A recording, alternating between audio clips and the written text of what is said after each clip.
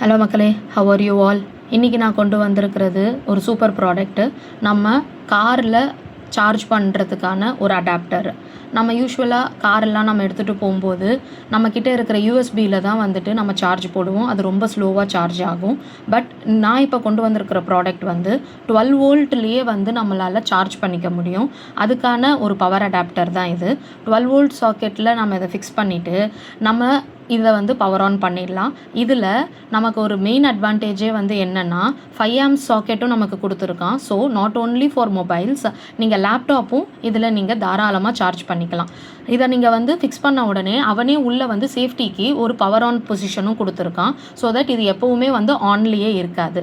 இதுலேயே வந்து USB-A, அப்புறம் டைப்-C, அப்புறம் 5 ஆம்ஸ் ப்ளக், இது மூணுமே அவன் கொடுத்ததுனால ஸோ உங்களால் மினிமம் 60 வாட்ஸ் அவுட்புட்லேருந்து மேக்ஸிமம் 240 வாட்ஸ் அவுட்புட் வரைக்கும் நாம் இதில் வந்து யூஸ் பண்ணிக்கலாம். நான் சொன்ன மாதிரி மொபைலும் என்னால் இதில் சார்ஜ் பண்ண முடியுது.